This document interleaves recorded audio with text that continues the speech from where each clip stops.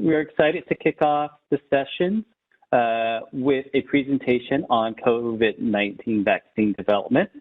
Matt, let's take a look at the agenda for today's call.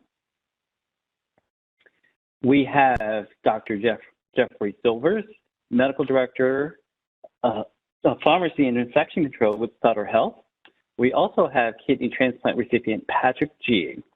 The webinar topic is COVID-19 and vaccine development. Next slide. So we're going to learn a little bit more about our first speaker. Jeffrey Silvers, MD, is the Medical Director of Infection Control and Pharmacy for Sutter Health, where he serves as physician lead and expert on COVID-19 for the healthcare system. Dr. Silvers is a member of CDPH COVID-19 drafting guidelines work group. In this role, he works closely with the California Department of Public Health, where he serves on several advisory committees. After completing his medical training in the UCLA healthcare system, he and his wife moved to Northern California, where he spent 35 years caring for patients with complex infectious diseases. He is on the board of directors for the Infectious Disease Association of California, the Advisory Council for the California Immunization Coalition, and has spoken nationally on immunizations. Please welcome Dr. Silvers.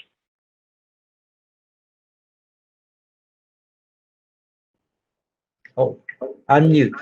Okay. Can you hear me now? Yes, we can hear you. Beautiful. Okay, thank you. I'm hearing an echo. Do you hear that echo? We do. Matt, can you give him some direction?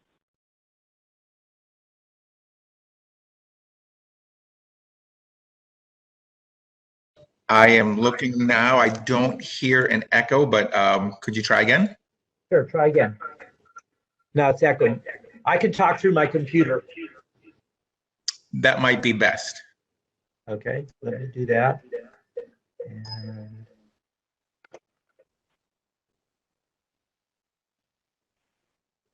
okay, how's this working? Let's try. How's this working? That's better. Perfect, ready to go. Hi everyone, thank you for joining me today, and thank you for inviting me to this webinar and allowing me to present some information. Can I have the next slide, please? So first, some background definitions. The SARS-CoV-2 is the actual virus that causes COVID-19. COVID-19 is the disease caused by that virus. Next slide, please. So this was actually a few days ago where I put the world of the US cases. And since then, if you look at the world back then on the 19th, we had 110 million cases and almost 2.5 million deaths. The United States had almost 28 million cases. We've surpassed that. And yesterday we passed 500,000 deaths. That's an awful, a very sobering number. Just for perspective, the previous, not this last year, but in the 2019 to 2020 influenza season, 60,000 people died. We're talking about 500,000, so over 8 times as many people died from COVID last year as died the previous season in flu. Another perspective is around November 1st, we had about 220,000 deaths. Around the middle of January, we passed 400,000. And 1 month later, we've gone from 400 to 500,000 deaths. So it's very sobering numbers and important to think about everything as we go forward. Can I have the next slide, please? Okay, so the CDC lists categories of people who are at increased risk of severe illness from COVID-19. They have other categories of people who might be at increased risk. These categories here are the ones who the data strongly supports they are at increased risk. And you will notice number 2 is chronic kidney disease, and at the bottom is diabetes, which is a very common comorbidity in patients with chronic kidney disease. Next slide, please. So how are we going to get to a post-COVID normal life? So if we're looking at normalcy, I put this little Venn diagram together here. Clearly, vaccine is enormously important, and that's what we're going to focus on today. We also need some form of an outpatient treatment where we can do a home test, and then if someone's positive, you can get a medication ordered which would prevent worsening of the disease. We're not there yet, it's being worked on. And in the interim, until then, we also need to anticipate sustained infection prevention. What I mean by that is that we are going to probably need to continue masking for some indeterminate period of time. Social distancing will change, as you can see, as things loosen up, as we get control of the virus and the pandemic, but intermittently that will be required also, and obviously good hand hygiene. And if we get the treatment, the vaccine, and do infection prevention, we can get to what may be a new normalcy. Next slide, please. So what are the barriers to getting people vaccinated? I put this little slide together here just mentioning some of the common barriers. I mean, it is a new vaccine. People are worried about side effects. We're going to discuss that today. That the government didn't ensure safety, and there really is a lot of data how safe this vaccine is so far. It is new, but we're getting more experience with it. There is always a fear of getting COVID from the vaccine, but actually we'll tell you why that is an unfounded fear, because you cannot get COVID from the vaccine. There are people who don't trust vaccines in general, and we will try and present reasons to why you should trust this vaccine. And obviously politics can be a piece of this. Next slide, please. So we're going to talk mostly about the first two vaccines, the ones that are available today. The Pfizer-BioNTech is one, and the Moderna is a second. Next slide, please. So this was the slide of pictures, some pictures we took when the vaccine first appeared at Sutter Health. Very exciting. I mean, history was being made. There was so much anticipation about this being released, and so many excited people to say, okay, this is another step towards us controlling this horrific pandemic. Next slide, please. So what about the mechanism of action of the vaccine? Next slide, please. So in the right corner is a pictorial of the coronavirus. Corona means crown, and this is the virus showing these red spikes, which would be kind of the crown. Spike, or S protein, is the important thing to know about this virus, because that is the part of the virus that attaches to the human cells that allows it to invade and cause disease. So to develop a vaccine, you first have to find the protein or the pathogen that you need to counter. In this case, it's the spike protein. And then you need to find a way to figure out what are the DNA or the RNA that makes that spike protein. And then for these vaccines, it's the RNA that makes the specific spike protein that was sequenced.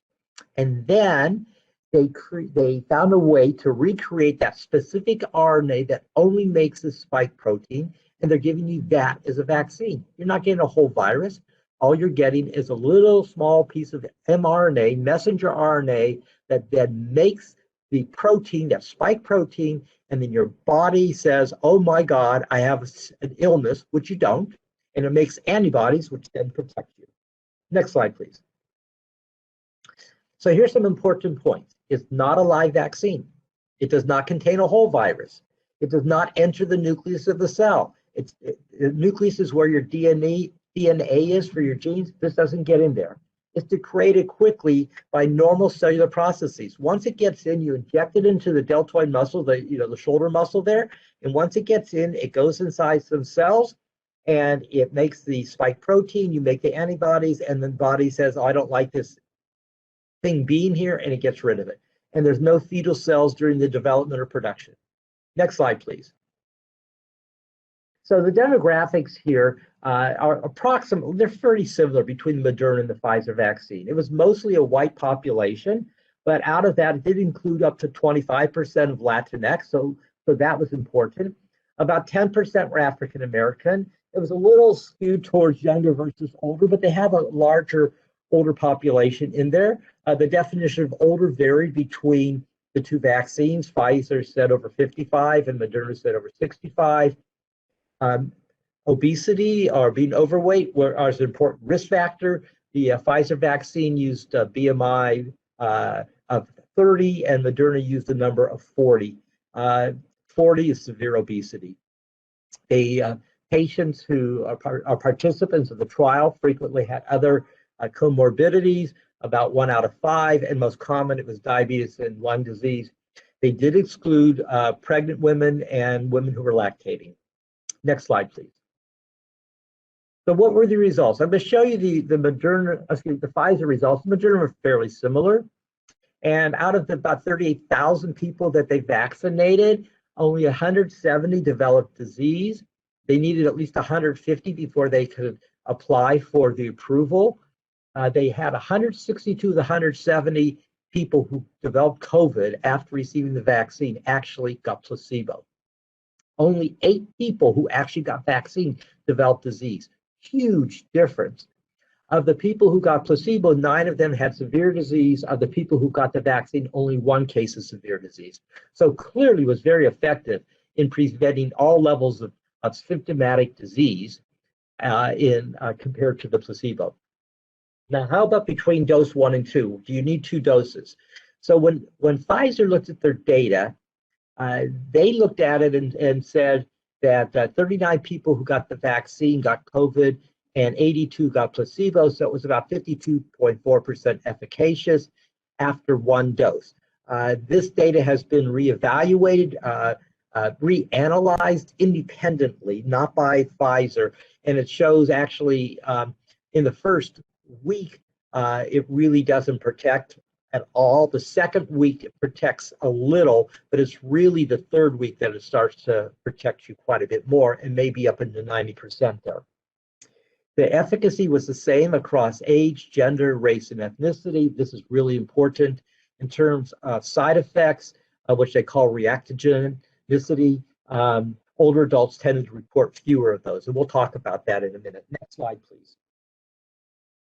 So here's what we're actually seeing. You know, we've given a lot of doses of vaccine, a lot of experience now. Side effects after the first dose are really mild in the great majority of people.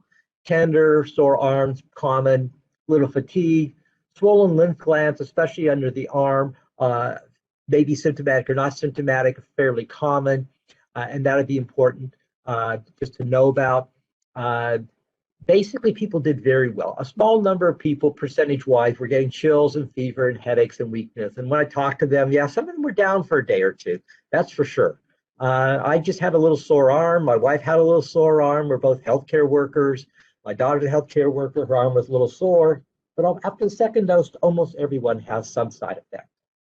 Now, some side effects, some reaction, it doesn't necessarily mean that you're down and out. Okay, swollen, tender, sore arm, almost everyone after the second dose has that. I had a sore arm, little sore arm, day or two. My neck was a little stiff. That was the end of it. My wife had similar. My daughter had a little bit more aching. I know people who are definitely down and out for a few days. Definitely worth it, though. But the thing is, anticipated. And people, you know, who are getting the vaccine, when I talk to them, I've talked to a lot of people. It's like, I know I'm going to get some. It's okay. It is so worth it. And I have to tell you, I feel so much safer now that I've been vaccinated. I am involved a lot with COVID, and I just feel safer. And my wife and my family feel safer, those of us that are healthcare workers. Next slide, please. So this was published by the CDC just not even a week ago.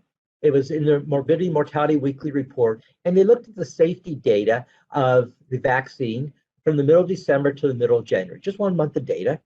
V-Safe is a way that you can enroll to talk about side effects and report them to the CDC. But basically, once you enroll there, it's wonderful. They actually push out to you questions about, are you having side effects? Did you get your second dose? Did you have side effects after that? How are you doing? Have you had disease? So they can accumulate data.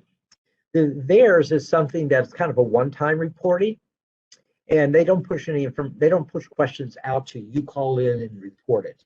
So out of almost 14 million doses administered in that 1 month, there are only less than 7,000 reported adverse events. So that's only about 1 in 2,000. Well, I can tell you that almost everyone with the second dose has at least a sore arm. And after the first dose, the majority do. So obviously, the fact that it's only 1 in 2,000 means that the great majority of people are not reporting. So the non-serious side effect number of 6,354 probably means nothing to me. What really counts is the 640 serious side effects, because that's what I worry about a little bit more. And most common really is fever and chills of the serious ones. It's 4 times more common after the second dose, and people do get it, yes, and they are in bed for a day or two, and then they're up and about, and they feel much better, and it's still worth it. In terms of the serious life-threatening risk, anaphylaxis, it's about 4.5 per million doses. So it's not very high, but it's higher than other vaccines, which are about 1.3 per million doses. All the vaccine sites that we set up, and I suspect everywhere you would go, have precautions taken care of, have precautions of, and preparations that have been completed, so they have ways to address any anaphylaxis early and then reverse it. I know that we've done that, and I suspect everywhere is doing that. Next slide, please. So this is something that I've seen called what we call the COVID arm. So when we talk about arm tenderness and swelling, there's an arm swelling and tenderness that you get right after the vaccine. Mostly it's just tenderness and being a little sore, not so much swelling. But there is a COVID arm, which is where you get delayed swelling, redness, and tenderness, usually 1 to 3 days after vaccination. And I've seen them, and they do last sometimes for a number of days. It can be fairly impressive looking. It hurts some. Some of the people say, yeah, it hurts some, it itches some. And some people say, yeah, it's quite sore. And the treatment is just moist tea to move the arm around. And then if that's not a problem in terms of contraindication to your next dose, if that's after the first dose, you just get the other arm. Next slide, please. So, but what about 1 or 2 doses of the vaccine? So I told you about the initial Pfizer data, which is right here. And their initial data said it may not protect against severe disease. The Moderna vaccine said their efficacy was about 70%, but they waited 2 weeks after the first dose before they started looking at data, which makes more sense. Next slide, please. So what about, this study was, this is a letter that was put in the New England Journal of Medicine just a couple weeks ago, not even that. And basically, these 2 authors here reevaluated the Pfizer data, and they basically showed that the 3rd week after the first dose of vaccine, the protection was probably about 94%, which is very close to what it is after 1 week after the second dose. Now, understand, they just did a recalculation of the data. They didn't actually do a new study. Next slide. Israel, however, has done some very interesting work and made a lot of news. And this was in Lancet, another major medical journal. And again, this is only about a week ago. And they showed the people who got symptomatic from COVID, if you're unvaccinated, your risk was about 5 people per 10,000 person days. In the first 2 weeks after the first dose, it dropped almost in half. And understanding that it takes about 7 days to form antibodies to a vaccine, it really is days 8 to 14 where they see that. And then if they wait for 2 to 4 weeks after the first dose, that actually the chance of getting symptomatic from COVID drops dramatically down to about a fourth of what it was compared to a person who was not vaccinated. 76% reduction. So they're arguing for the idea of just giving 1 dose of vaccine to break the pandemic versus the 2 doses that we're doing. Dr. Fauci yesterday did say that he doesn't know how long the protection is after 1 dose, and he, as of yesterday, was still supporting the 2-dose process that we're doing. But that may change, and we'll see what happens. Next slide, please. So I got the vaccine. So what does it mean to me now in terms of life? What kind of risk am I at still? So the CDC came out with guidance on this one 2 weeks ago, and COVID vaccines have definitely been shown to prevent symptomatic disease. I just showed you the data there. The Pfizer data, the Moderna data is similar. It's very exciting data. Now, fully vaccinated persons, if you get exposed to COVID, now fully vaccinated means that you're at least 14 days after your last dose of the vaccine, which for the Pfizer and the Moderna are 2 doses. And if you get exposed to someone with COVID, like a household contact, a close contact, And you're asymptomatic, you actually don't need to quarantine anymore. You can still continue your life with these following considerations. It has to be less than, it has to be a minimum of 2 weeks after your completion of the vaccine series. You cannot have symptoms of COVID, and it has to be less than 3 months since you received your second dose of vaccine. Now, does that mean the vaccine is only going to work for 3 months? No, not at all. What it means is that's all the data the CDC has. And when we get a little further down the road, the CDC might come out and say, okay, well, 6 months. I don't know what they're going to say next. We'll have to see as the data goes forward. I think it's going to be much longer than 3 months. It also doesn't mean that you don't still need to mask, perform hand hygiene, and socially distance. That is still very important right now. But you are going to feel a lot safer, and you will be a lot safer if you've been vaccinated. Next slide, please. So what are the contraindications? What are the situations where you actually cannot get the vaccine? So if you have a life-threatening reaction after a previous dose of the vaccine or any of its compounds, so if you get the first dose and you have an anaphylaxis that's actually life-threatening, then no, you can't get a second dose. Again, they say it's about 4.5 per million people. I've seen numbers actually lower than that. I've seen it about 3, but it's somewhere in the 3 to 5 range. Immediate allergic reaction of any severity to a previous dose of the mRNA vaccine or anything that's in it. Polyethylene glycol is something that's commonly found in foods and skin products. You have lots of exposure to it. It varies strength, that you may buy. But there are people who have severe allergies to it, very small numbers. So they call it a contraindication of immediate allergic reaction of any severity. But if it's not life-threatening, what can happen is we send people to the allergist, and they have ways to be able to test people and figure it out and actually administer the vaccine there, and that's been effective. And the other thing is, if you don't know that it's the polyethylene glycol and you've had a previous vaccine with it and you had an allergic reaction, that is not an absolute contraindication. Polysorbate is another chemical that that you commonly encounter in life in various food, skin products, and other things that you work with. And if you've had a severe allergic reaction to that, that's a contraindication. But again, we work with allergists, and they are able to deal with that and overcome that, and people can complete vaccine most of the time. Next slide. So when people have a reaction to the vaccine, early on, people were very anxious. I don't think people are as anxious now as they were because we didn't really know about how many people were going to react. And now that we've given so many doses, and we see actually that there are very few immediate allergic reactions, that people early on were having anxiety reactions.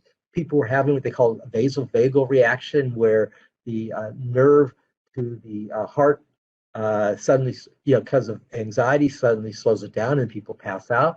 And then there's an allergic reaction. And then we developed guidelines for people people at the vaccine clinics and sites to be able to differentiate. And very few of the reactions are actually allergies. Most of them are anxiety. Next slide. So this is a new vaccine that is probably going to come out, be approved in the next few days, by the end of the week. Probably, and may be available in limited amounts next week. It's an adenovirus vaccine. It's a one-dose vaccine by Johnson & Johnson. The next slide, please. So it is a live virus, but it's not a whole virus. So it can make bits and pieces of itself, but it can't make the whole thing. So it could make the shell of a car, but it doesn't make the engine. So you can't drive it anywhere. It doesn't make the transmission and doesn't make wheels. So you've got the shell of a car. You may have seats to sit in the steering wheel, but it can't go anywhere. It is a DNA virus, and it's not as temperature sensitive. So it is much more stable. It is much easier to send out to a lot of locations, and it's stable in refrigerator for months. And like I said, as a single dose will probably be approved and available sometime beginning next month, but it will be very limited amounts, probably till May or June. Most of that will probably go to county health officers to get underserved populations, difficult to reach populations, perhaps homeless, people who live in the outskirts where it's hard to get medical care, where it's hard to get people back for a second dose of vaccine. perhaps the incarcerated and stuff like that. Next slide, please. So let's go over some frequently asked questions. Next slide. So the Moderna and Pfizer vaccines equivalent. Yes, they're both about 95% effective. Now the flu vaccine is only about 40 to 50, 60%. Really, 60% is pretty generous. I think it's mostly about 40%. This vaccine is dramatically more effective. Next slide. What are the varying strains? Because that's made a lot of news. Will the vaccine still work? Well, this virus is an RNA virus. It doesn't check whether when it duplicates itself, whether it's made any mistakes. The DNA viruses double check. We double check every time our cells duplicate. This mutates because that's the way this virus works, and it's everywhere. Since there's so much of it, there's a lot of mutations going around. Although you may have only heard about maybe 3 or less of the variants, there's actually multiple hundreds of variants that are circulating. They don't affect whether the virus is more contagious or more severe disease. So mutations are common. There's 3 that are making a lot of news. The one that's making the biggest news is the one in the United Kingdom. It's also called the B117, and it is more contagious than the strain that is circulating now. The strain that's circulating now is something called the D614G. That strain is much more contagious than the strain that was originally in Wuhan, China. It's about 50% more contagious. It's now the D614G is the dominant strain in the world. It mutated right in the spring before when Wuhan was done last year, and that's what caused the havoc in the difficult situation in Italy, Spain, and England last spring. That's now the dominant strain in the world. This new strain that we call it just United Kingdom. It's easier to remember than B117, although I don't like to use a country or a size to where it was first found. It is about 40 to 50% more contagious than the circulating strain we have now. And it does cause more severe disease. It's in at least 85 countries. The good news is the vaccine appears to work for this strain, and there's some very good data on that. So this particular strain, which is probably going to become a dominant strain in the United States and maybe the world, the vaccine still works. And there's been about 1,600 cases of this particular strain in the United States identified so far in 44 states. Next slide. So the South African strain, the Brazilian strain, they actually also more contagious, and they also cause more severe disease. The vaccines will work, but probably not as well. The vaccine against the United Kingdom strain will probably work almost the same as the other circulating strain we have now. Here, the vaccine will work, but probably not as well. The AstraZeneca vaccine, the data which is not out yet at all, is in the United States at least, is more controversial as to whether it will work. Next slide, please. And those, by the way, those particular strains, there's very, very few cases in the United States. Okay, so outside of work, if everyone else has received 2 doses of vaccine, do we still need to socially distance and mask? Well, the data actually shows that the vaccine is very effective, and widespread vaccination is probably not going to be achieved till the second part of this year. So we really are going to have to continue social distancing and masking until we know that we don't need it. And masking, I don't think that's going to go away until sometime at least next year.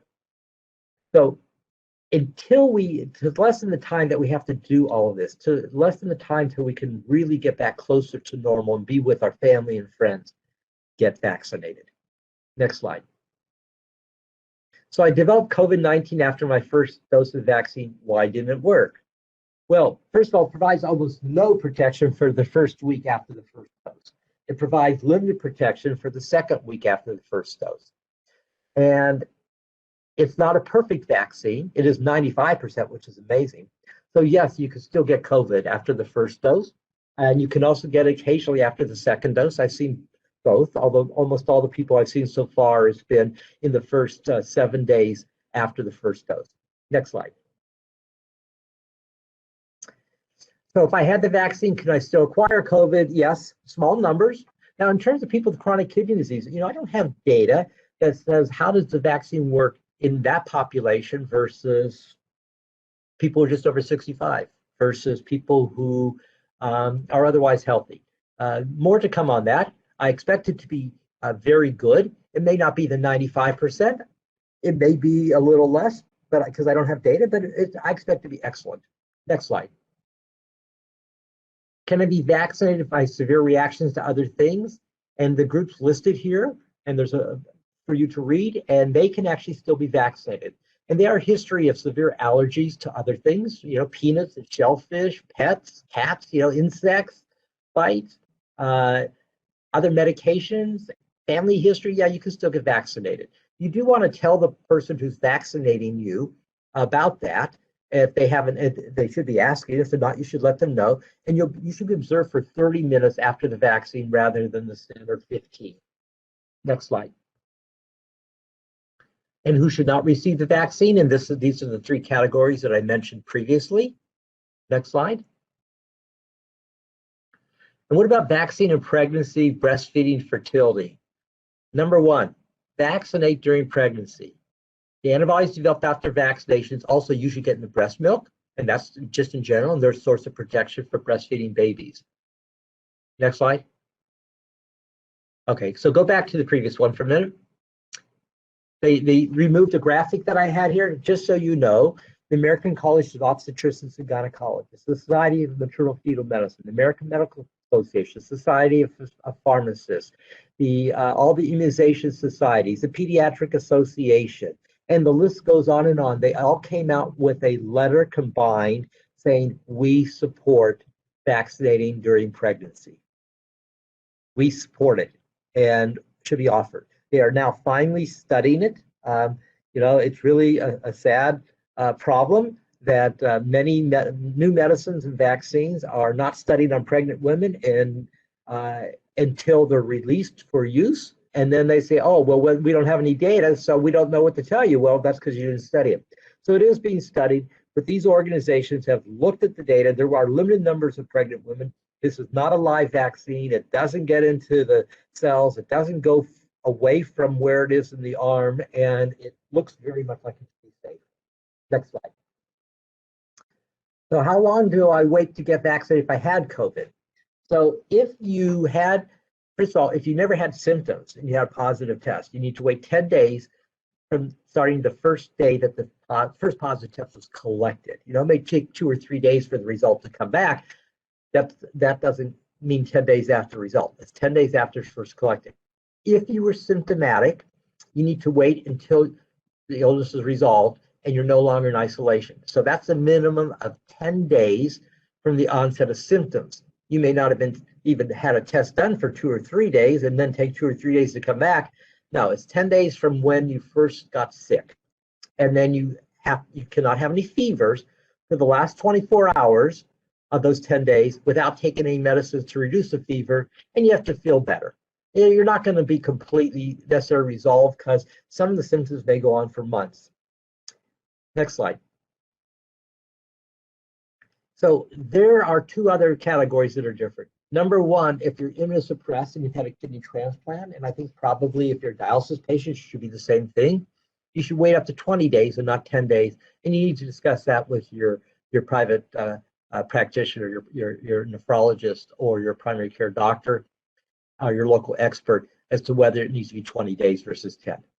Number 2, if you received any of the antibody medications in your veins, they're called the monoclonal or polyclonal antibodies or COVID convalescent plasma. If you received any of those, you have to wait 90 days after receipt. And again, those are, if they're given in the veins, they're not oral, and you would know about that. Next slide. So what do I want you to take home? Next slide. Remember, we are in the next phase of a historical pandemic. It was a very horrific tsunami wave that we're just finally getting out of. We don't want any more. Patients with kidney disease are absolutely at increased risk of having severe COVID, to be hospitalized, require breathing machines, or possibly dying. And this is our opportunity to put all of our work into action. Get vaccinated. I am a strong believer. Next slide. Understand, here's what you also need to know. The mRNA vaccines that we have now have been proven effective. There's no living virus. The pregnancy, breastfeeding, fertility should be unaffected, and Lots of major organizations are supporting this, all these expert societies. Short-term symptomatic reactions to vaccine are very common. Expect them. They may be mild. You could be lucky. They could knock you down for a day or two, but boy, it's still worth it to be safe. Next slide. Now we're going to have a patient perspective. And then we'll take questions.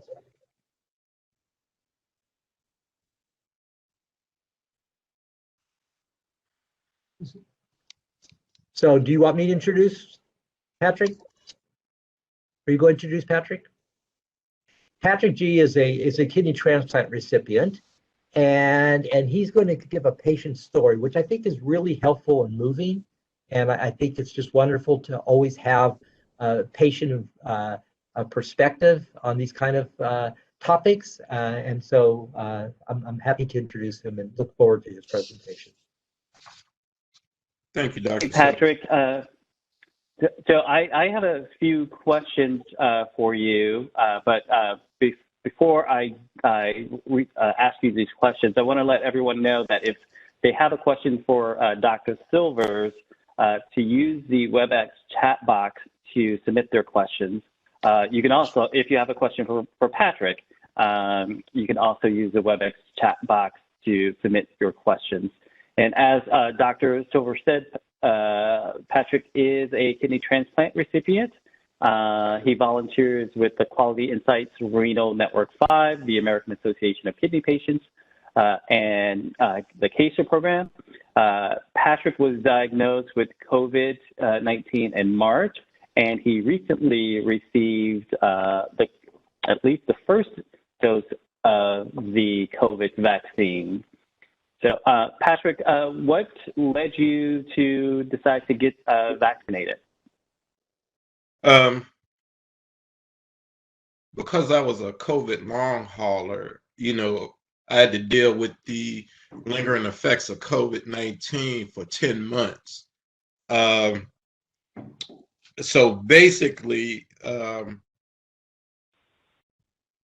after considering that, plus having an opportunity to work with the World Health Organization and to be able to talk to scientists from around the world, as well as pharmaceutical manufacturers to talk about the manufacturing of the virus, to be able to understand the different types of the vaccines that were coming out, and to also understand that people with kidney disease were not allowed at that particular time to participate in clinical trials. I just didn't want to take a chance of being reinfected, so I just wanted to be on the safe side and to get the vaccine. And I actually got both vaccines. I just got my last vaccine on the 17th of this month. Earlier, we heard Dr. Silvers talk about some of the side effects that some people have experienced. Did you have any side effects? My left arm, which was the arm that the vaccination was done with, it was a little sore for a couple of days. I think I had chills with the first dose for maybe a day and a half. With the second dose, I didn't experience anything at all. Yeah. So we have a lot of healthcare professionals that are on the call that work every day with patients. What advice would you give to them to encourage their patients to get vaccinated? The same way Dr. Silvers gave an excellent presentation, I would beg them to do the same. Understanding that, when COVID first came out in the kidney community, or even not just the kidney community, but in the at-risk community, there was very little information about the virus. So with different ethnic groups and with the challenges that's when you look at medical atrocities in the United States that's creating COVID hesitancy, I think how you communicate with at-risk populations is the key to getting folks out there. I know for me, not only just working with folks with the World Health Organization, but I would also tell people especially for those that are on Twitter, to follow Dr. Kimberly Manning. Now, she's not a nephrologist. She works at Emory Hospital, but her strategy in going into the communities in Atlanta and talking to people in her path about the vaccine, it is amazing. And she's a very good storyteller. And when you look at how she bridges patient-physician engagement, I mean, it's enough to make the most hardened person take the vaccine.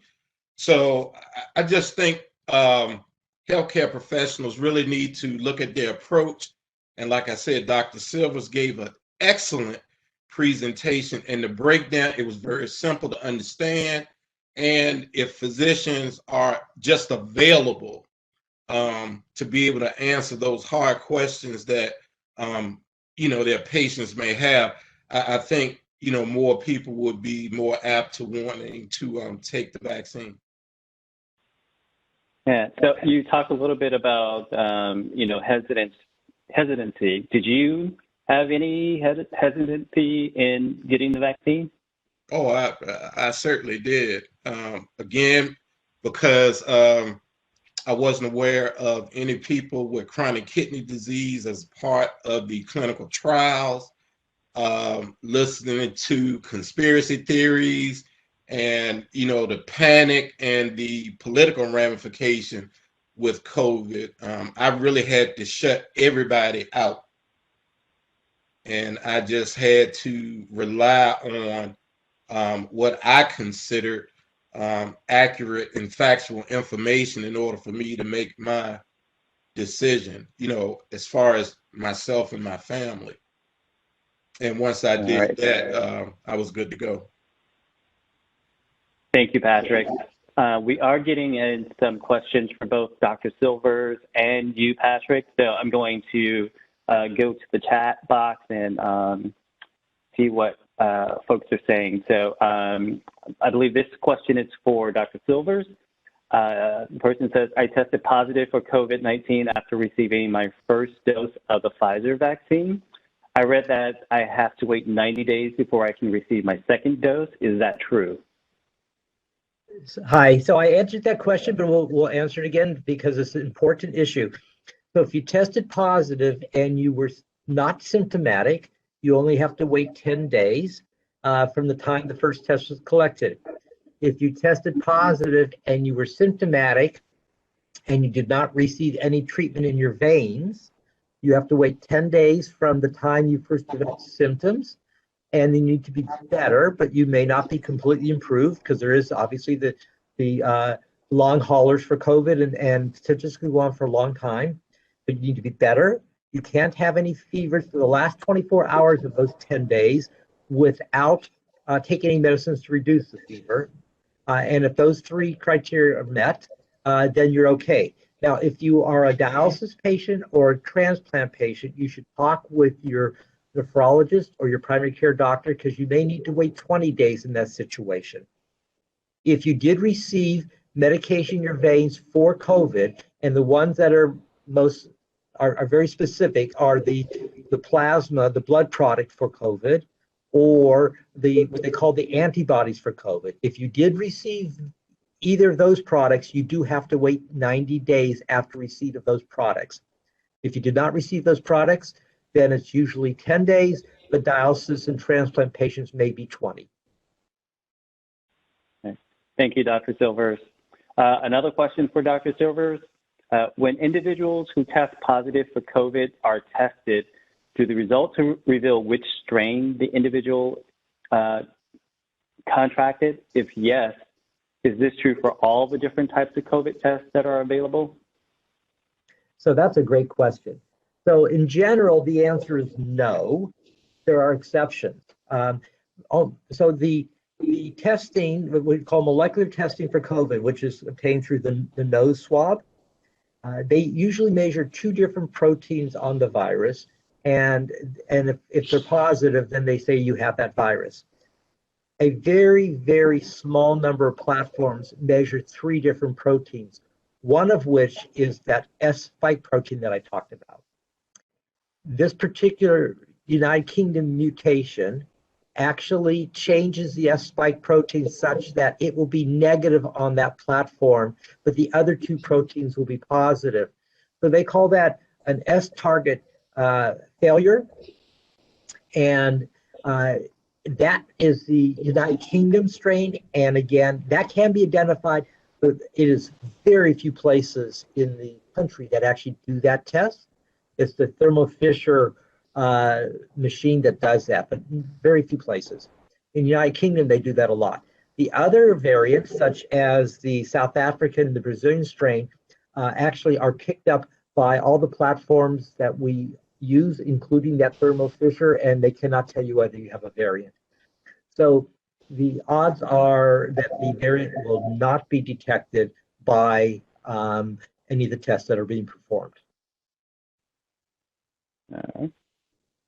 So it looks like this is another question for Dr. Silvers. Says, I have patients who feel that once they have been vaccinated, they are safe to return to visiting family and friends who have also been vaccinated without masks. Is there any evidence or statistics that can be shared with them to educate on level of risk? That's a wonderful question, and a question that I get a lot, and I'm sure Dr. Fauci gets that a lot too, because we don't really know yet. So what do we know? We know that the vaccine is 95% effective, which is extremely high. We know that you still are at some risk of getting disease or at least carrying the virus. The early data, and again, don't hang your hat on this yet, but early data suggests that those who carry the virus after being vaccinated actually have so little virus it's probably not contagious. And that the great majority of people actually will not be contagious. Following the party line, I would say, well, I can't tell you that it's safe. But not following the party line, it probably is safe if everyone is 2 weeks after their second dose of vaccine. 2 weeks. That's very important. And their second dose. And then actually you probably are safe for at least 3 months. And then we'll have to see what the data shows. That does not include all the friends and having big gatherings and going out and partying either. That's a different category. I believe this question is both for Dr. Silvers and Patrick. What does long hauler mean, and is Patrick feeling better yet? Yeah, let Patrick answer that. He experienced it. I think it's important. Long hauler means that the lingering effects from COVID lasted longer than anticipated. Even though I did test negative on a swab test, some of the side effects, like I was deemed to be suffering from post-infection fatigue syndrome. So I would have bouts of chronic fatigue to where I couldn't get out of bed. I was experiencing abnormal chills, weaknesses in my bones, hard to breathe at times. They wouldn't be consistent, but it was like every now and again, those symptoms would really pop up. So my health had to be monitored, and I actually was deemed to be normal, I guess if you want to call it, on January the 4th of this year. So I'm feeling much better right now. All right. Yeah. So the long haulers thing, that was Yeah. wonderful. And the long haulers, after a virus, this is not unique, but it is something that's being described a lot with COVID. But if you think about infectious mono from when you were a teenager, and they talked about it being a kissing disease, and some people would get the chronic. Patrick shake his head. He remembers having that too. Was it worth the kiss? Is the question, right? And but people can have mono symptoms for months after they get that disease with the chronic fatigue, right? And so it's not unique. And it turns out that the SARS virus is doing that to people. And some people, it is a loss of taste or smell, and others are exactly as Patrick described. And it's not predicted who's going to get it, but that's past the contagion period. So you're not contagious, but yes, you are still not feeling like yourself. All right. Dr. Silvers, this question is for you. What do you think of the saliva test being used on dialysis patients in the facilities versus antigen or PCR? Well, that's a great question. Of course, it's going to depend on how much disease is around. The saliva test has potential, actually, in that situation. The antigen test, I don't love the antigen test. I mean, I know there's some roles for it, but I'm not real fond of it.